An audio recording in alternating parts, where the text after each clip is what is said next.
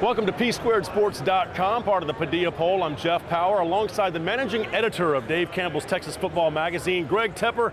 Greg, how you been? Reunited, and it feels so good. The old Fox Football Friday team is back again. Yeah, in fact, as co-host, let's talk a little bit about that show, just what it's been like on the road with that show the last few years, and a few changes this year, but still going to be a lot of fun. Yeah, it's going to be a lot of fun what we're doing with Fox Sports Southwest. You know, we're continuing our partnership with them. We're going to continue to bring you a lot of scores and highlights from across state as it happens. And going on the road with Jeff Power, I've got to say, it was a lot of fun. We've got a lot of stories from on the road, but going up north, south, east, and west from across the state was a lot of fun. And I can't believe they paid us for it. That was pretty...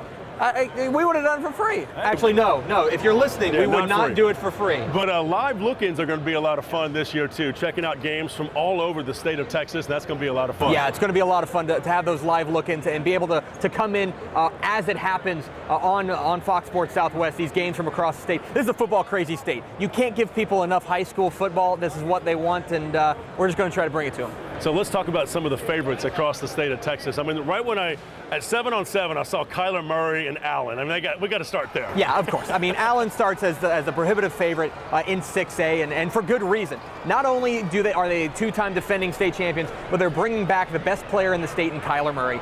They're bringing back a terrific coach in Tom Westerberg, who knows how to handle the big size of Allen and use that depth to his advantage. I look for them. There's some holes on defense I'm a little concerned about, and the fact that they're going to have to play all their games on the road with Allen Eagle Stadium shut down for the year. It's going to be a little interesting. That said, they're the team to beat in 6A. Sure, and with 6A, give me any other thoughts about top teams to watch out for this year, maybe some sleepers? Yeah, you got to watch out for kind of the usual suspects. Katy, DeSoto, Cedar Hill, of course, a defending champ as well. I think it's another year of DFW dominance. I think the DFW area is very, very top heavy.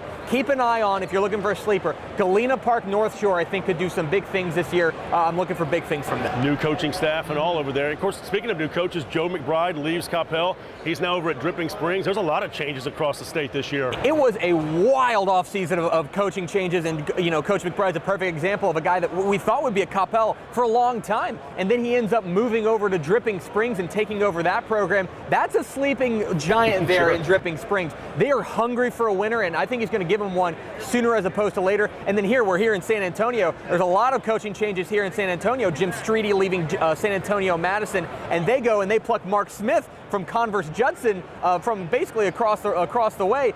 Going to be very interesting to see how these new coaches settle in to their new programs. How about just the thoughts about, as we go into the beginning of the season, there's some huge matchups to get things started. Aledo taking on Cedar Park.